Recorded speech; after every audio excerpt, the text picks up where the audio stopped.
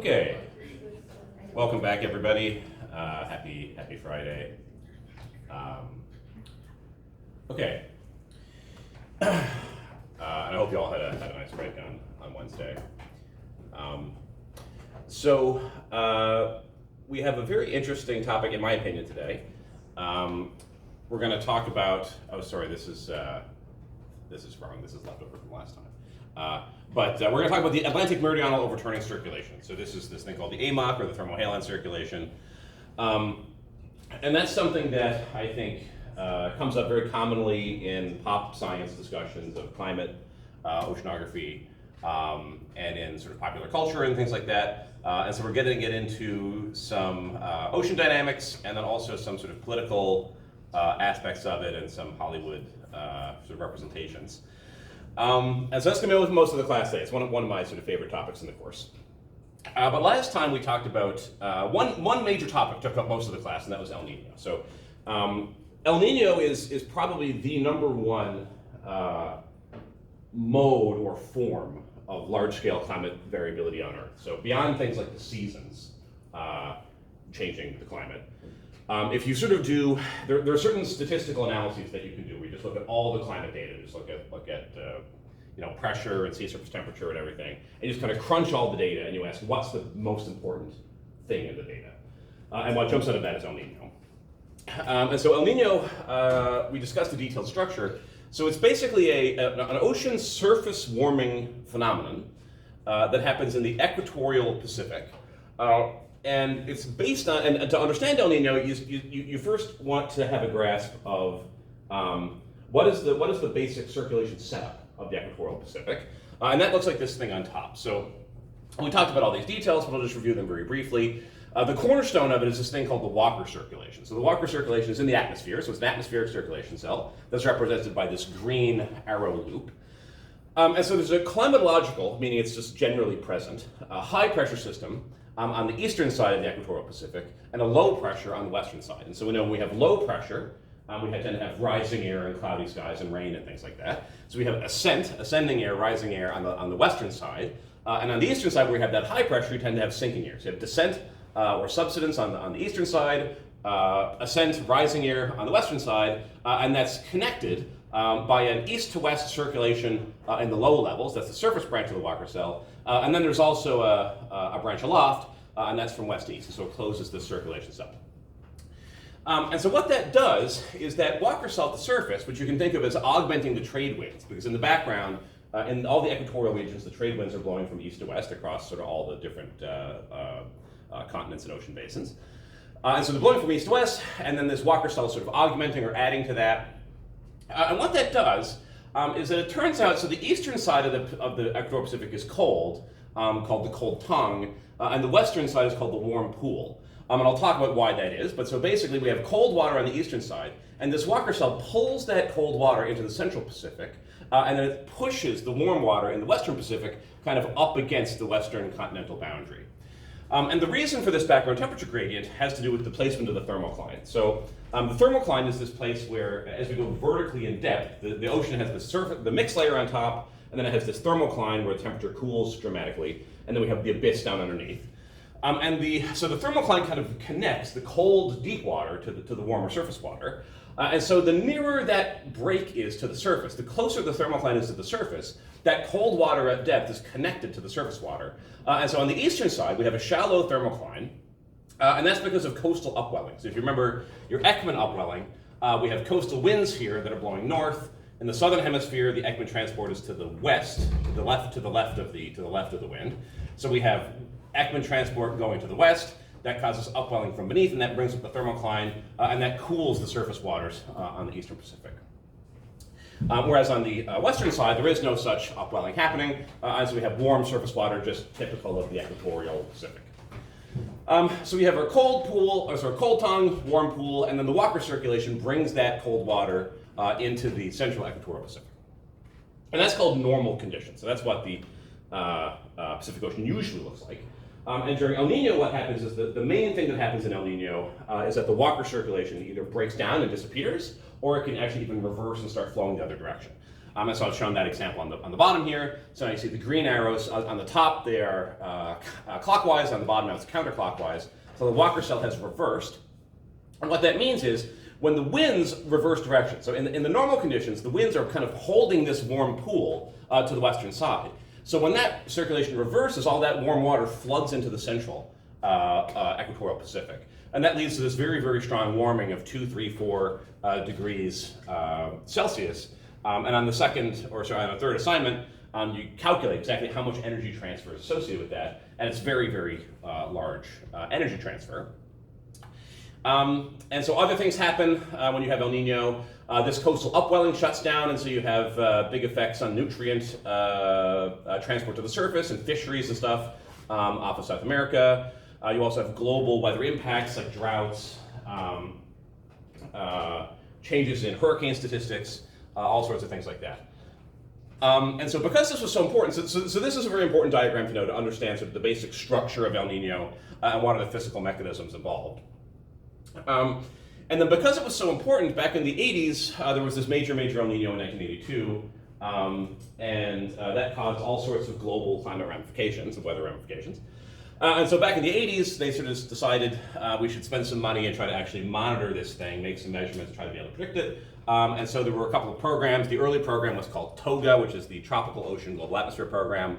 And then the modern reincarnation of that is the TAO, Tropical Atmosphere Ocean program, which is basically a bunch of ocean instrumentation, buoys and moorings and that kind of thing that are measuring things like sea surface temperature, deep circulation, pressure differences, etc., trying to track how El Ninos are going to evolve. And there's all sorts of modeling efforts. There's new papers coming out on El Nino every single year in journals like the Journal of Climate. It's still a very important topic of research, even though we have been studying it for almost 50 years now.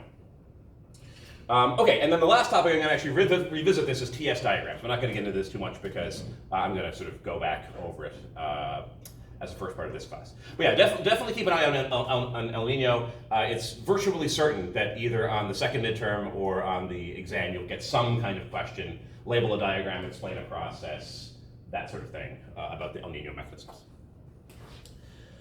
Okay, so going past El Nino, so El Nino was sort of the last stop on our survey of going from basin to basin and saying what are the primary circulation. We talked about Gulf Stream and loop currents, we talked about monsoon, Antarctic circumpolar current, and then El Nino was the Pacific, which is kind of the last one. And now we're moving on to the deep currents.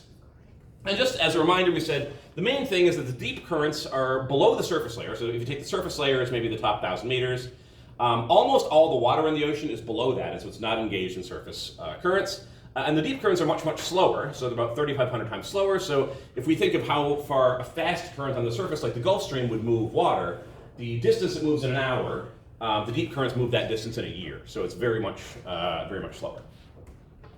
So because the deep currents are protected from the wind by the surface layer, so the winds don't directly make contact with the deep water, it's density differences that provide the forces that drive the deep circulation. And so density in the ocean is tied to temperature and salinity. So to understand these density differences that drive the flow, we have to understand how temperature and salinity are distributed in the ocean. And this gets into the topic of water masses. So if you look in various areas of the ocean, let's say you look in the Mediterranean Sea, you look in the Labrador Sea, North Atlantic, Pacific, different locations, it tends to be that the waters in those locations have sort of similar properties to one another if you look in a particular region. So if you look nearby, it's not the case that water here and water 5 feet away are going to be dramatically different. They're quite similar. And so we represent these water masses, as they're called, on these diagrams called temperature salinity diagrams, or TS diagrams. And so this is a diagram where the x-axis is salinity and the y-axis is temperature. And so any sample of ocean water represents a point in this space because it has a particular salinity and a particular temperature, so it plots at a particular point. And water masses that come from a nearby area will not maybe have the identical salinity, because maybe if you look a kilometer away, there was extra rain in one location, and so it's a little bit lower salinity or whatever. But they tend to have very similar values. And so they'll plot as a cluster of points or a range on this TS diagram. And so, for example, we're going to talk about some of these water masses today. But for example, there's a water mass called Antarctic bottom water, and this is the densest water that's in the global ocean. And it forms near Antarctica, where it's very, very cold. And so the temperature of that water is just about 0 degrees, and the salinity is about 34.7 parts per thousand. And so if you went and took samples, those samples would all plot as individual points within that little red box there. And then the other key feature of this diagram is that this diagram allows you to read off the density, the actual numerical value of the density, because these blue curves, which trace curves through the TS space, are labeled with the density. So all along this curve, for example, if you have this temperature and salinity, or that temperature and salinity, or that temperature and salinity, or anywhere along this line, the density is 1.0280 grams per centimeter cubed. And so if you plot a point on this diagram, you can not only register what the T and S values of the water mass were, but you can also read off the density. And so the way the global deep circulation works is that essentially you can think of it as at least being partially driven by water getting very, very cold and dense at the surface and then sinking down from the surface depth. And then it has to come back up somewhere else, and that creates this overturning circulation. We'll talk exactly about how that happens.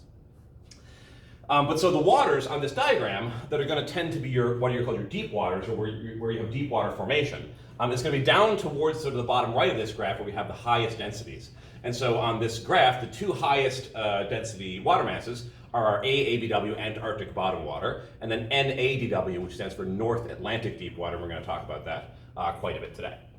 But so this is the story. So generally, your deep water, it's driven, or it originates in the high latitude surface ocean, so that's either up in near the Arctic, in Greenland, Labrador Sea, or down near the Antarctic. You get very, very cold surface waters because they're in touch with that cold atmosphere, get very dense, and then they sink. And then at some point they come up. The mechanisms by which they come up is sort of interesting. We'll talk about that. But that's basically the picture. You can sort of think of the large-scale deep circulation as being driven, at least in large part, by deep water formation, the development of very, very heavy waters at the surface. And then you can study that by representing everything on a TS diagram.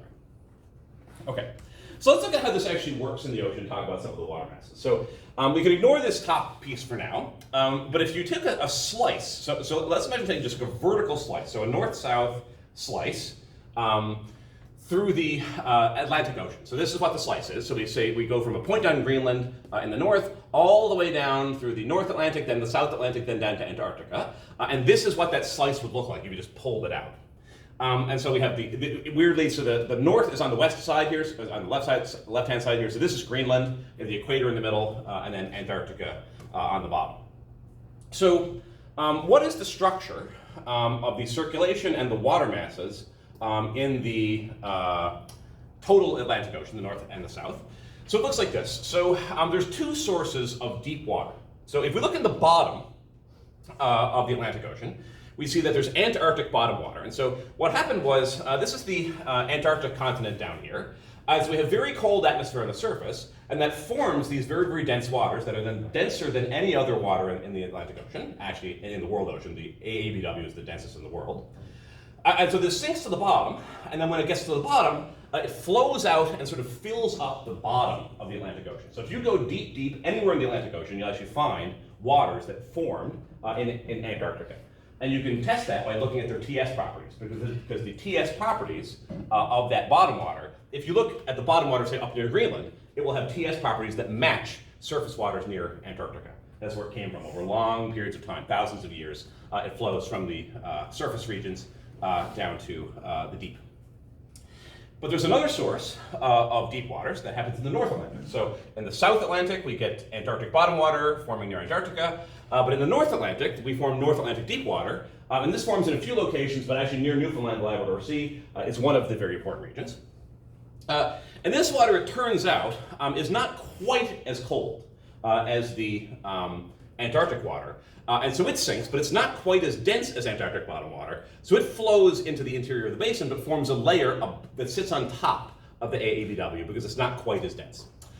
And those are really the two sort of most important driving forces. And then there are other water layers as well. So if you look in sort of oceanographic research publications, there's all kinds of little differentiations between slightly different kinds of water masses.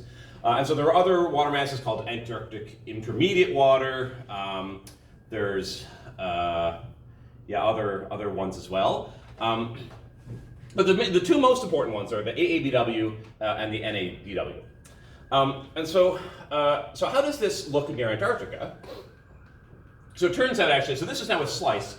We've sort of broken out this piece near Antarctica, and we can see there's sort of two things happening. So the main things are that the Antarctic bottom water forms very, very near the continent where it's the coldest, and it sinks down very near the shelf here. And that will spread out now into the bottom, the depths of the Atlantic Ocean, the northern and southern part. But then just a little bit equatorward of that, the North Atlantic deep water that has formed in the Labrador Sea and other locations and flowed through the center, the middle depths of the Atlantic, actually comes to the surface there. And we'll talk about why this is, but it has to do with winds. Essentially, there's sort of a pumping effect. So, and this North Atlantic deep water comes to the surface. It's driven actually by Ekman-related dynamics at the surface. We have very strong winds here. And we pump this water to the surface. And so there's a large-scale circulation. We have sinking, flow into the basin, North Atlantic deep water sinks, flows into the middle depths, and then upwells, rises to the surface in the Southern Ocean. Okay. I'll also mention one other thing. It's on the slide here. So when we talked about the vertical structure of, say, density, temperature, salinity, we talked about the thermocline, the pycnocline, and the halocline. And those layered structures, the thermocline and the pycnocline, those are stronger in the mid-latitude. So we see here the thermocline and pycnocline, they're only in the center part of this diagram, and they're not at the poles. So at the poles, either the North Pole or the South Pole, we tend to have more of an isothermal structure, and so there's not as much what's called stratification. So there's not as much of a layered structure, and so in the polar regions, it's actually easier to form this deep water, because when you form cold water at the surface, it can sink right to the bottom. It doesn't run into this thermocline that sort of arrests the sinking. Okay, so the general picture to have in mind is two deep water sources, AABW and NADW, and the Antarctic water sits on the bottom, and the North Atlantic deep water kind of sits in the middle. Okay. So where does the North Atlantic deep water come from? So there's actually a few different sources, as I mentioned. So three main sources are the Labrador Sea. So here's Newfoundland. When we say the Labrador Sea, we mean the region of the ocean basically between Labrador and the southern part of Greenland, so Labrador Sea here. So we have deep water forming here where it's very cold. Also the sort of Nordic seas, like for example, the Erminger Sea is an area just off the southeast coast of Greenland. That's another region where we have NADW formation, deep surface waters forming because they're very cold. And then actually another sort of place that's a little bit different, which has a sort of a different character from those very cold locations, is actually the Mediterranean Sea. So the Mediterranean Sea is this body of water here between southern Europe and northern Africa. And this water is not extremely cold, but what it is very, very salty. And so you can to get very dense waters, you can either have very cold or you can have very salty. And what happens is the water here gets very, very salty over time because of strong evaporation. And then there's an outflow here. There's this little crack where the water can flow out, and it flows into the central North Atlantic. And there it kind of mixes. So we have water coming from the Labrador Sea, we have water coming from the Nordic seas, and then we have water coming from the Mediterranean Sea, and they all kind of mix in this area because they're all sort of dense, but they have a little bit different properties. And collectively, we call them all NADW because they're sort of dense enough that it sinks and resides in that sort of middle depths of the Atlantic Ocean. So we talked about NADW, but what about NPDW? So is there North Pacific deep water? So it turns out the situation is actually pretty simple. There is no North Pacific deep water. We only really have to worry about NADW and then the Antarctic bottom water. And the reason is that this is a global picture of the surface salinity in the global ocean. And so the redder colors mean higher saltiness. And just by eye, comparing the Atlantic Ocean to the Pacific Ocean, the Atlantic Ocean has much redder colors, and just in general is quite a bit saltier than the Pacific. So even though the northern Pacific, say up near Alaska, Siberia, is quite cold, it's actually not salty enough to form these very, very dense waters that sink all the way to the bottom. And so because of that difference in overall salinity, we don't have any North Pacific deep water mass. And actually, if you look in the bottom of the Pacific Ocean, what you find is Antarctic bottom water and also NADW, North Atlantic deep water. And then the Indian Ocean also doesn't have any deep water masses, just because it's more of a tropical equatorial ocean basin, and so it just doesn't get cold enough to sink. So really, our deep water masses, they're all associated with the Atlantic Ocean, which is one of the reasons why, even when we talk about global oceanography, we talk about the AMOC, the Atlantic Meridional Overturning Circulation, because it's these Atlantic water masses that actually form sort of the deep layer in all the global oceans. Okay, so the water sinks down, but then conservation of volume basically tells us that whatever goes down has to come up, because if water was only sinking and nothing was coming back up, the center of mass of the ocean just keep getting lower and lower and lower, and something would happen, the sea level would drop, the water would get denser or something like that. But so we have that whatever goes down has to come up at some level, or a similar amount of volume has to come up. And so this is a very complicated diagram, but you don't need to know really any of the details. But the key part is that we have this sinking that happens in the northern regions, Labrador Sea and Antarctica, but the upwelling is of a very different character. So sinking happens in what's called deep convection. So you just get a region, the surface waters get very heavy, and they just sink down in kind of a plume when they go into the central part of the basin, depth-wise. But the upwelling, the return to the surface, happens in a very different way that's sort of more complicated. And there's really two different mechanisms that are both involved in getting that water back to the surface. And one has to do with turbulence and mixing. So if we look at this diagram, these lines on the bottom, this is showing the bottom bathymetry, sort of the topography of the seafloor, mountains and mid-ocean ridges and all that stuff. And so you can see here, there's a representation. This is a mid-ocean ridge. These things are actually really this high. They're almost, they're like half the depth of the ocean or more. And when you have things like tides that are pulling, we're going to talk about tides later in the course. So tides are basically this global sloshing of the ocean basin. It's kind of like when you sit into a bathtub, the water sloshes back and forth, right? And tides are sort of like that. And the tides cause this sloshing motion back and forth, rubbing on these mid-ocean ridges. And that creates all this turbulence and waves and complicated patterns. And these waves that are created when the tides flow over this bathymetry, those waves can actually break. So I'm going to show a video of this. But so when you go to the beach, and we're going to talk about surface waves, it's the next big part of the course, you see the waves rolling in. At a certain point, they break up and they become foam and white stuff. And when they do that, you get all this mixing happening. So the air, all the foam is happening because you're getting air mixed into the water, and so that's causing mixing. So it turns out those waves that happen on the surface of the ocean, you can have very similar waves that are in the interior. So I actually don't have a marker. But so just like so I'll give an example. So I'll show a video too. So when we have surface waves, those waves are at the interface between the atmosphere and the ocean. You can also have waves that are at the interface of different density layers. So for example, if you have a colder layer and a warmer layer above it, on the interface of that you can also have waves. And when those waves break, they also cause mixing and stuff. And so the idea is we have all these waves that are driven by tides and flow over topography, and those waves can break, and all these little swirl things are meant to be little eddies or turbulence or vortices that sort of stir up the water. So the idea is that in the northern part of the basin and the southern part, which is Antarctica and the North Atlantic, you have this sinking. So water's just sinking to the bottom.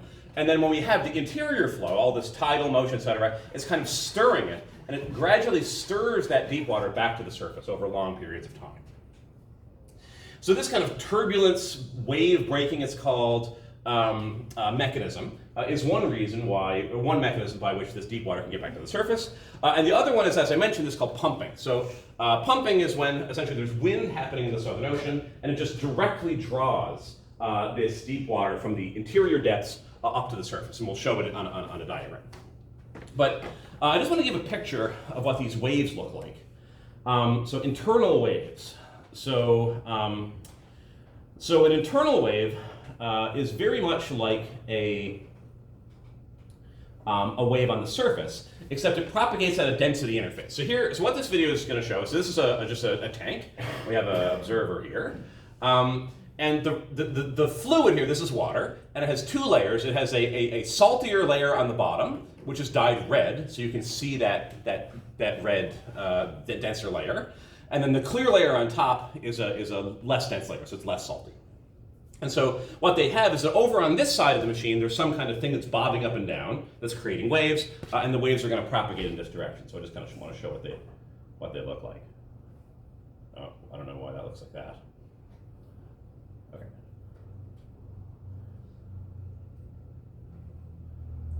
So you see these waves are moving, and they look just like waves that you see on the beach, propagating with this sort of sinusoidal structure from left to right. But the difference is that the surface waves that we see at the surface of the ocean, they're on the atmosphere-ocean interface, whereas these waves are at the interface between two different layers. And just like surface waves can break, these deep waves, these internal waves, can also break. And so this is a simulation.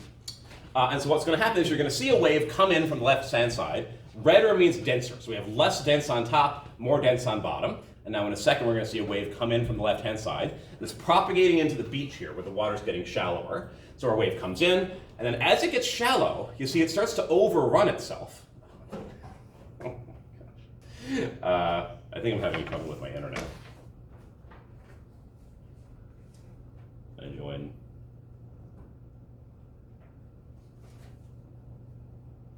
The Wi-Fi in this room is very, very unreliable.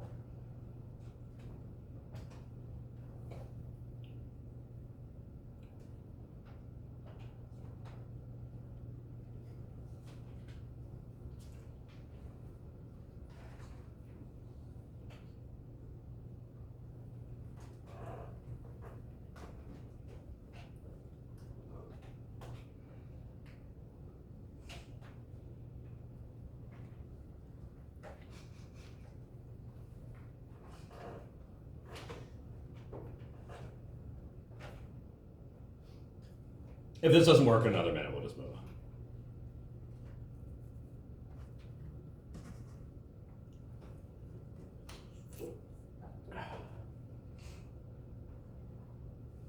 You guys find it warm in here? Yes, always. Yeah. Personally. Yeah, I just stop wearing sweaters. And the Wi-Fi always sucks for me. Yeah, I don't know why the Wi-Fi is so bad. Like this is like the main teaching room for this department. You would think that the Wi-Fi would work. It works sometimes. All right, well, I'm having trouble. So what I'll say is, if this video were to continue, what you would see is this red blob kind of stirs and you get a vortex, and then some of this density gets mixed up. So just like you see a surface wave on the beach break, these internal waves that are propagating on this density difference, they can also break, and that's a way of homogenizing the density. It gets the high density waters in the deep part, it brings those back up to the surface, and that's sort of a turbulent mechanism. Okay, I have one more video to show too, so maybe that one's probably not going to work also. Anyway, okay, so when we combine these ideas together, that we have deep water formation in the polar regions, and then we have gradual upwelling through turbulence, and then also there's sort of specific upwelling happening in the Southern Ocean due to this pumping mechanism, which I'll return to.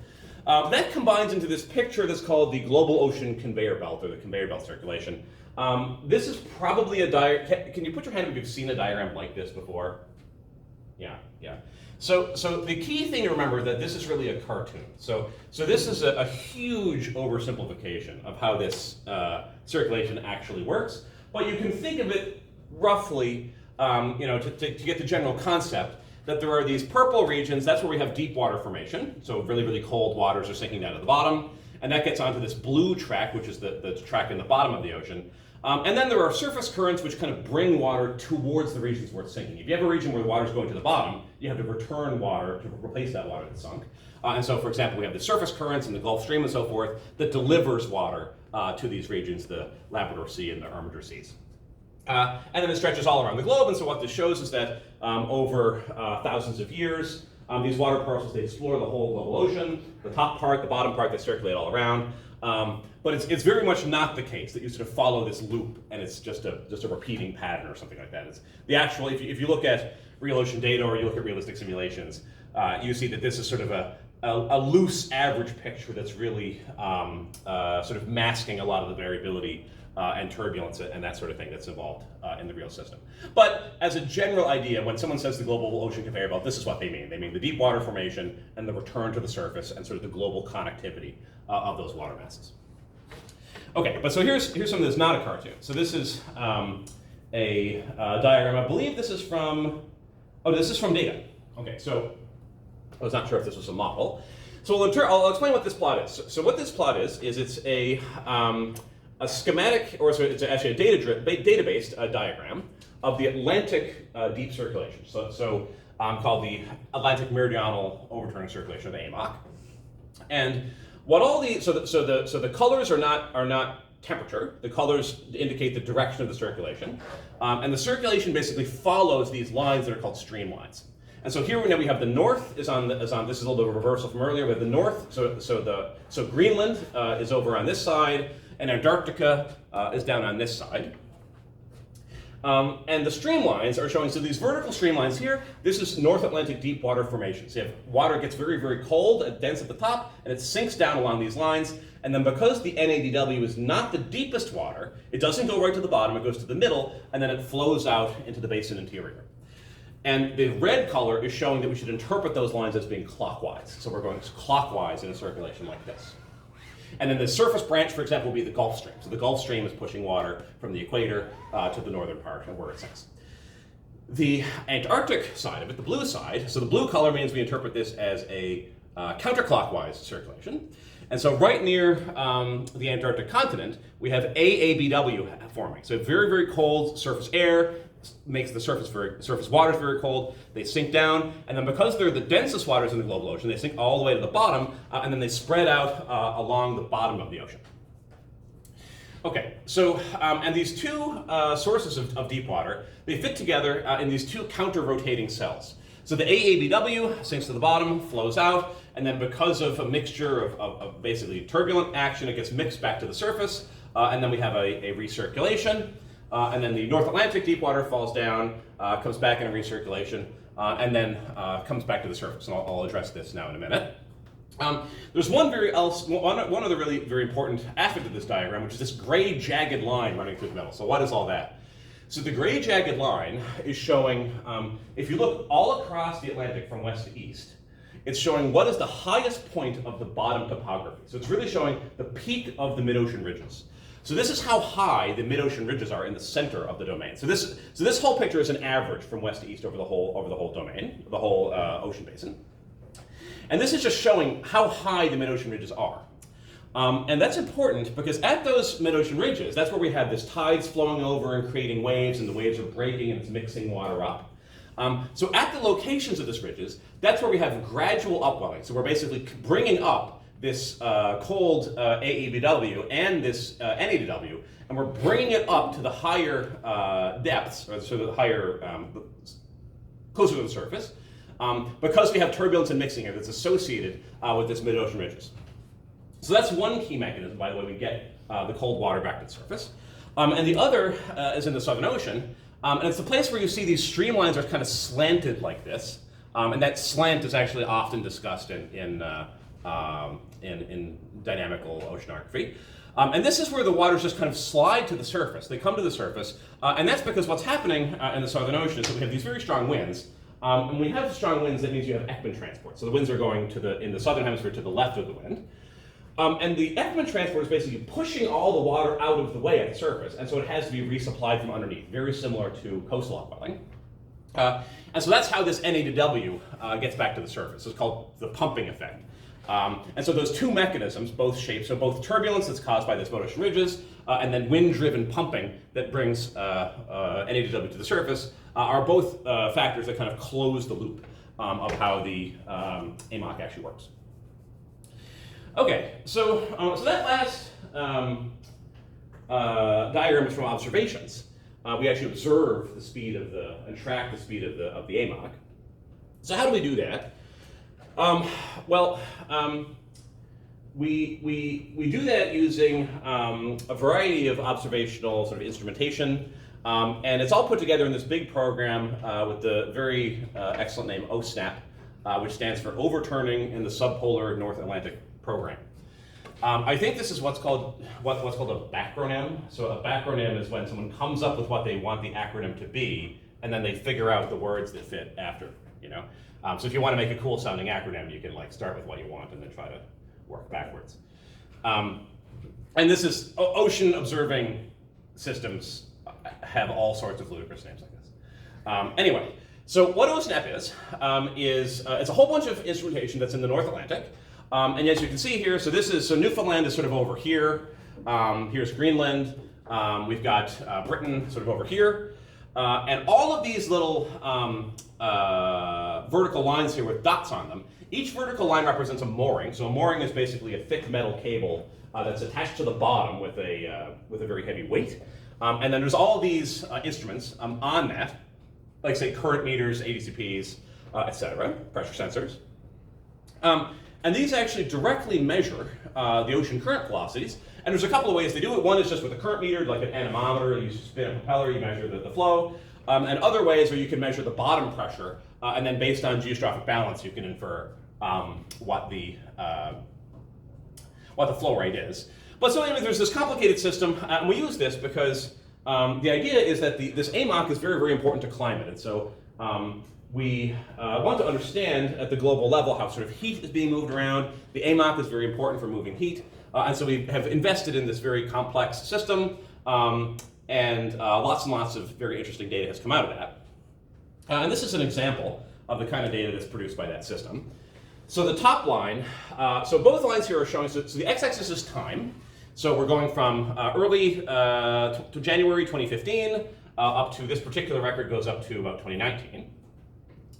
And what this is showing is the top line is showing the how much volume is the AMOC moving. So this overturning circulation, how much water is it transporting? A sphere drip, SV stands for a sphere drip. Sphere drip is some famous guy in the history of oceanography, but it's just a measure of volume. It's 10 to the 6 meters cubed per second, so it's just a measure of volume. And this time series is showing every few months they measure it, and this is how the transport, the movement of water associated with that AMOC is varying in time. The top line is on the eastern side of the basin, and then the other line is on the western side of the basin. And so something that jumps out to me, so it's interesting that we can measure this, and it seems like they're trying to look at some different time periods, these horizontal lines, or maybe differentiating different time periods. But the thing that jumps out to me, looking at this diagram, is that the variability is absolutely enormous. So if you look from, say, halfway through 2015 here to just a few months later, or from January 2015 to halfway through 2015, you see that the circulation has changed from 10 sphere drips up to 25. So that's a change in 6 months of more than 100%. And this is a huge basin scale circulation. And so you might think, the jet stream varies a little bit or our weather varies a little bit, but the overall climatological feature should be pretty steady. That's not true at all. This large-scale surface to depth circulation cell changes dramatically over the course of the year. It's very, very noisy. And so that actually raises the question, is this thing stable? Because sometimes something if it's jittering around a lot, you might think maybe it could collapse, or it could get much stronger, or anything could happen. So just how much variability we have sort of indicates there could be some degree of instability.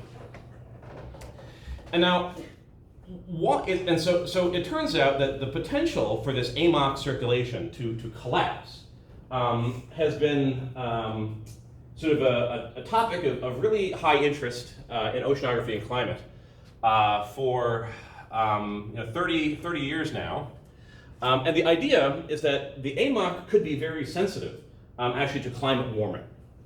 Because we talked about how one of the driving forces of the circulation is deep water formation. So the water at the surface gets very cold, sinks to the bottom, that sort of starts the circulation going. Well, there are two factors that control density. There's temperature, so in the North Atlantic it's always very cold, so that means we can do deep water formation. But there's also salinity. And the more salty you are, the denser you are, and the less salty, the less dense. So what would happen if we had, because of climate change, we had enhanced melting of Greenland? So this is a plot from 2023 showing how much meltwater is coming off of Greenland. And then the blue dashed line is the average between 1980 to 2010. And then the red line is the 2023. So what we can see is that in recent years, 2023 in this example, the melting on Greenland is way higher than the historical average. And so more and more meltwater is coming off the Greenland landmass, the glaciers. So if we think about what that means, we're basically taking all this fresh glacial meltwater and we're putting that into the North Atlantic, which is very close to where we form this Labrador Sea, North Atlantic deep water.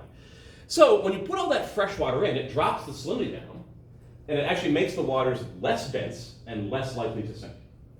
So a key question that has been asked now for several decades is, could it be that the melting of Greenland glaciers could actually stop that deep water formation from happening by freshening up those surface waters? So even though they're cold, they're not salty enough to sink, much like what happens in the Pacific Ocean. So could that happen? I won't show this, but has anyone in this room seen the movie The Day After Tomorrow? It's from 2000. It's very old now. You have? Yeah. So I'm not going to show this because I think the internet's not working. But basically, there's a movie where it's a Hollywood movie about the idea that this AMOC shuts down, and then it generates all these crazy weather phenomena, and everybody freezes, and there's all this. It's Jake Gyllenhaal's in the movie. But anyway, so there's a Hollywood movie about this.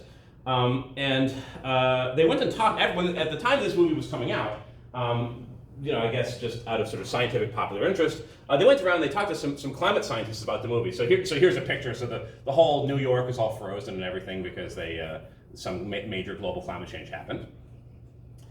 And they talked to this guy, Stefan Ramstorff. So I'm going to mention Ramstorff more. So he's a very well-known climate scientist. They did an interview in 2004 when the movie came out. And what he basically said is, if you can look at this quote, I'm not going to read it out in detail, but he said, it's a disaster movie, not a documentary, but there are many aspects of it that are actually real, and that shutdown of this AMOC is something that could happen. He says, a major change in ocean circulation is a risk with serious and partly unpredictable consequences, which we should avoid. And then the even more important part, and even without events like ocean circulation changes, climate change is serious enough to demand decisive action. So that was 2004. It's kind of sad to think how little has happened since that time.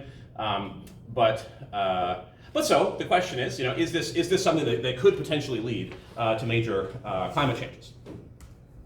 So actually, Ramstorff himself, the guy who was interviewed for that article, was one of the first people to look at this. And this is from 1995. This is quite a ways back.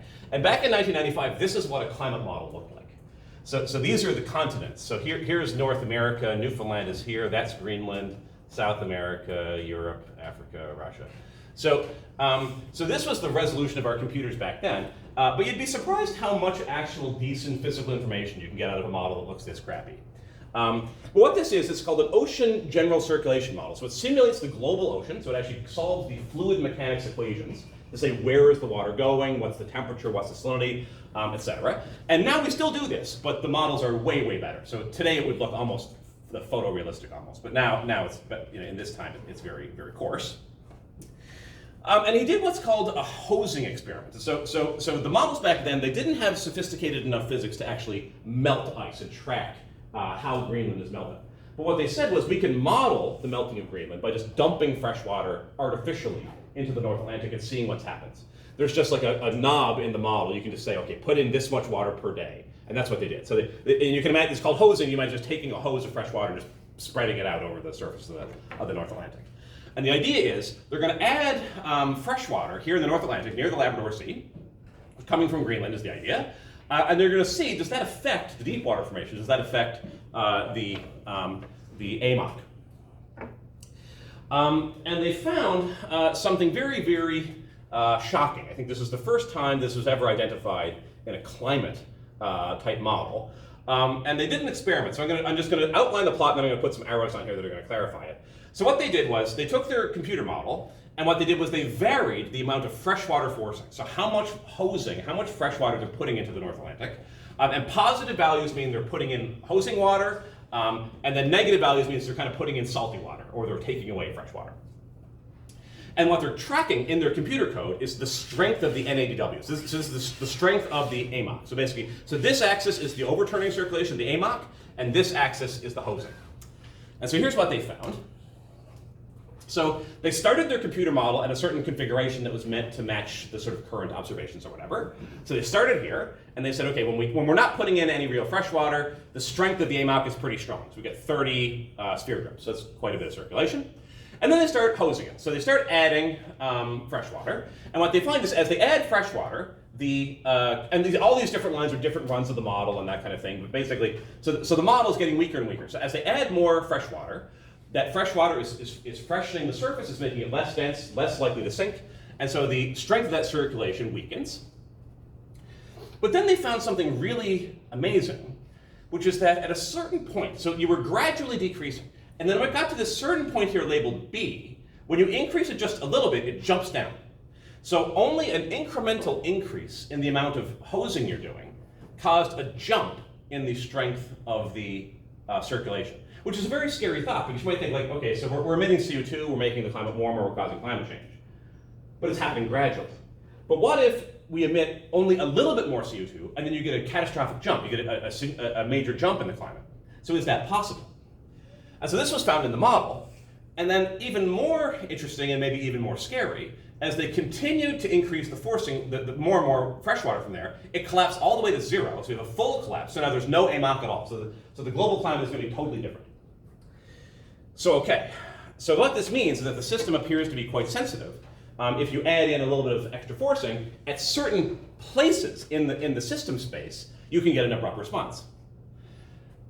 The extra amazing, frightening thing is, then they did the experiment of let's take the hosing away. So they said we're going to stop adding that fresh water. So now they say we're going to take our diagram, we're going to reduce that fresh water, and we're going to run the model and see what happens. And when they reduce the amount of fresh water they add, all the way back down to adding no fresh water and even adding salty water, you don't follow the same path back up. You actually follow this, you stay fully collapsed until you add so much salty water that you kickstart the system back and it jumps from being totally dead to being fully active again. And so this is called irreversibility. It's also in physics, it's called the word hysteresis. Hysteresis means irreversible. And this happens with magnets, for example. You can take a magnetic object, you put a magnet by it, it magnetizes that, and then when you take away the bar magnet, the thing stays magnetized. That's called hysteresis. So, what this early modeling showed was that it seems that possible within the physics of the global ocean circulation to have these very sensitive what are called tipping points, where if you increase a little bit, you can get a catastrophic jump. You can also have full collapse to zero, and that collapse can be irreversible. So the point where you take away that forcing, you stop melting, you stop emitting CO2, and then actually you don't get back the climate you had before. You get a different climate until you make a very serious intervention and actually drive it to start over again. And so the model obviously is ridiculously simple. You know, we look at the continents and they look very, very silly. But actually, this is just a closing remark here. Just last year, there was a letter to the Nordic Council of Ministers, so this is all the Nordic countries, and a bunch of climate scientists got together, including this guy Ramsdorff and many, many other people. There's maybe 50 or 100 signatures on this list, that based on realistic modern model runs. So now this is what the continents look like in a modern model. It looks very good. And what they found was, in some models, there's still major potential for these irreversible shutdowns. So no one really knows. Is this an artifact of the model? Are we close to this happening? Is it likely to happen? How long would it last? These are questions that no one knows the answer to. However, what is indicated from the modeling work is that it seems to be permitted by the physics of the system. And so when we're talking about preparing for climate change, this is part of the story. It's the kind of event that we might want to be prepared for and definitely try to avoid. Okay, great. So I'll stop there, and the assignment I think is due Monday. Anyway, if you need any questions on that, just let me know. And have a weekend, and I will see you guys next week. Oh, and if anyone still hasn't finished their test, there's testing. Okay, all right.